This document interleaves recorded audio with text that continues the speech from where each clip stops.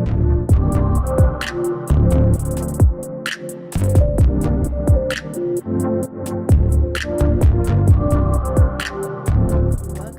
to Overcoming Me. It's me, Dominique Starr, and this is part 2 of fitting in versus standing out. On the first part, I talked about social media personality disorder, basically about how, our generation is being followers of people that we see on social media, celebrities, influencers, whatever, and just how important it is to be authentic, because there's only one you in the world. What legacy are you leaving? Are you acting like this person and trying to be somebody else, or are you being authentically you? On this part, I want to jump in and basically kind of testify of my experience of fitting in versus standing out. Like I did mention in the previous video, when I was younger, I didn't love myself. I was insecure. I was the only dark-skinned girl in my family, and back then, well, still to this day, of course, everybody knows that colorism is a thing. People choose light-skinned people over dark-skinned people in a lot of the cases, or if you're dark-skinned, you're automatically black. Oh, the black girl. On top of that, I was the only overweight cousin, so all of my cousins were skinny, all of them were light skinned, so I felt less valuable. And I'm older now. I've overcame that, so this is something that I can comfortably talk about. I'm not ashamed of it. It's me, it's what happened. And I just want to testify, because when you go through something and then you come out of it, you're able to see it in other situations, and you're able to speak to it in an authentic way. So for this specific fitting in versus standing out situation, I didn't love myself, so I would intentionally act like other people who I admired. So because I didn't love me, I would act like, say, another cousin or a friend that I thought was cool, or somebody who I thought was beautiful. Like, I would act like them in hopes of being liked, in hopes of fitting in hopes of, okay, I'm like them now. A false sense of self-love, very false sense of self-love. And I noticed that even as I'm older, I can reflect and I can think about how I felt in certain settings around certain people. And you can tell, even in those situations when you are not yourself and you're around family or whatever, you still would notice yourself. You already don't love yourself, so you have that low self-esteem.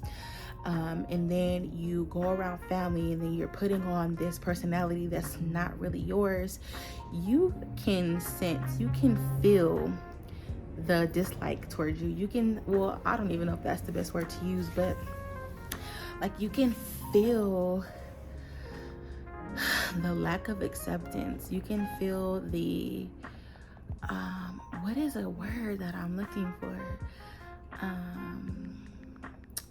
I can't think of the word right now.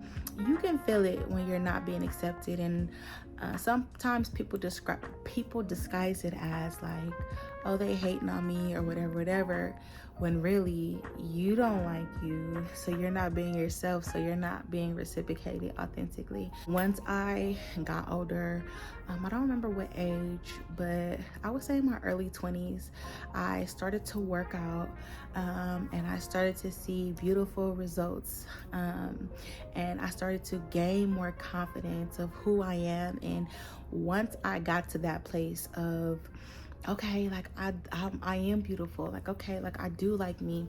Once I got to that place, people started to gravitate toward me. It was crazy, because I never felt that before. I never had people choose me, in a sense, even friends, boyfriends, whatever, but people started to gravitate toward me.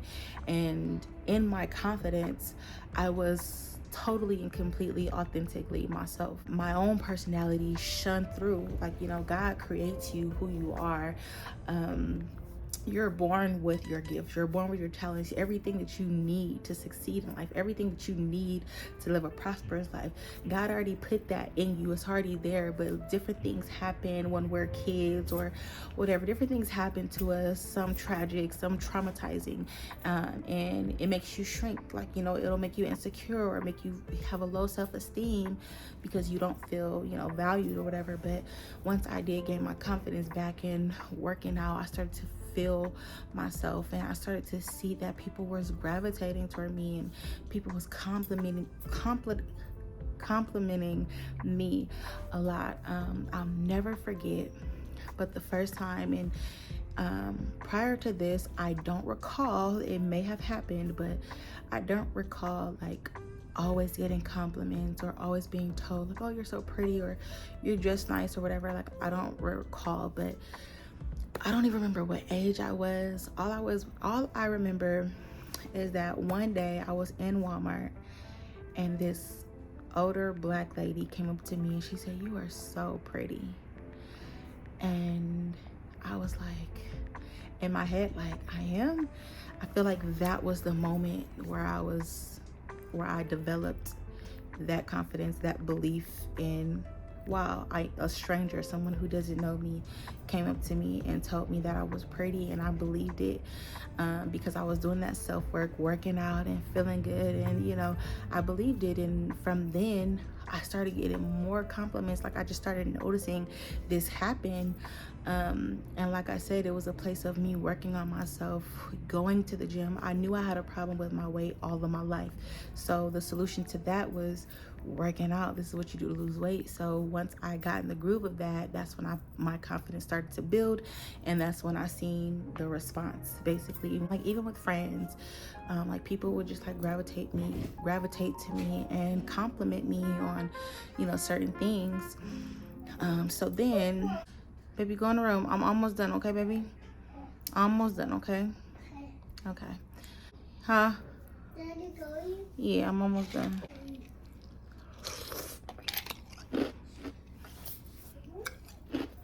Once I started to build my confidence and feel my self-esteem was building, I began to notice when I was around people who didn't love themselves and who I can tell wasn't being themselves and was trying to mimic other personalities. It's like, once you go through that stage and you come out of it in a healthy way, you're able to see what you just overcame with, like, binoculars, with the magnifying glass. Like, you're able to see what you overcame with the magnifying glass. So when I was around people and I can tell that they weren't their genuine, authentic selves, I noticed it. I can instantly see, like, okay, this person, whether male or female, this person doesn't love themselves. They're trying to act like this when they're not that. Like, you can see when people are not authentic. So that's why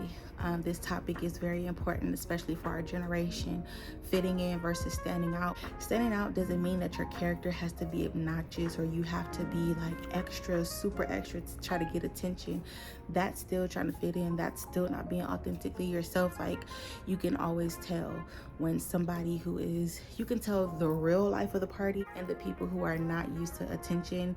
So they try to overexert themselves to get a certain image or to make people draw to them, but that's not authentic. Like, that's not who you genuinely are. So that's why that conversation is important. Whether you didn't get attention as a child, whether you don't get attention as an adult, whether you're in a friend group and every time you guys go out, all of your friends get attention and you don't get attention, or they get attention from guys and you don't get attention from guys, that's all a self-esteem thing. That's something that you need to work on and find what ways can you love yourself. Like, what don't you like about yourself and what way can you change it?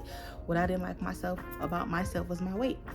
So I went to the gym, I worked out, I was dedicated, I was consistent, and I changed it. Now I'm a mother of twins. They're 4 now, so I really don't got the excuse. But I'm uncomfortable with my weight now. Like, I know what it looks like to work very hard to get the results that you want. And it's just been more of a struggle now. There's ways around it. There's ways that I can be consistent. There's ways that I can break through the inconsistency. There's ways that I can do it, for sure. It's just up to me to do it. So that's something that's important to me now in this stage. As you guys can see, I do have a weight loss journey going on with my channel, and you can see my weight loss updates that I will be posting every 2 weeks. But yeah, that's something that is extremely important for us to work on, like as a generation. I love that my generation is going to therapy. I love that my generation is not ignoring those childhood traumas. I love that my generation is really trying to heal. That's beautiful. That's important for us. Like, I love that for us. And I hope that more people hop on that journey of loving yourself, finding your true self so you can be yourself, so you don't have to try to fit in, so that you can stand out. God only made one of you. Even if you're a twin, you still got your own fingerprints. Like, nobody's fingerprint is the same. You are uniquely you. So find out what that means to you. Find out what you love about yourself. Find out what your strengths are. Like, find out who you are. What do you love about yourself? Genuinely, it may take time. It may not be something that you can answer right now, but write the question down, and over the course of this week, figure out, like, what do you like? Who are you? What makes you unique? What makes you stand out? Do not try to fit in. Do not, and if you are on social media comparing yourself, maybe it's time that you take that month break off of social media and get to know yourself, get to know what you like. Stop looking at other people and, like, you know, all these trends occur and you start to see other people look, oh, so I like that, like hopping on trends, wanting to be noted. Be yourself, love yourself. It's so important to love yourself so that you can be properly loved. It's so important to love yourself so that you can walk in purpose, so you can really fulfill the purpose, the plan that God's created you for. It's important for you to love yourself so that you can see that sister, you can see that brother, and have that talk with them. Let them know, hey, I know it's probably tough right now. I know you may have been through some things that may have shaped you in a negative way or in a different way, and you don't really know who you are anymore. But let's take that time to work on it so we can find ourselves, so we can be authentic in this world, so that our children, our nieces, our nephews, our cousins, our little siblings, so that they can see what authenticity looks like, so that they can see what it looks like to walk in purpose, how God creates you for a specific purpose, but you don't like yourself, so you act like somebody else. How you gonna make it to your purpose? Like, how you gonna get to your destination with the wrong passport? That's not you, that's somebody else.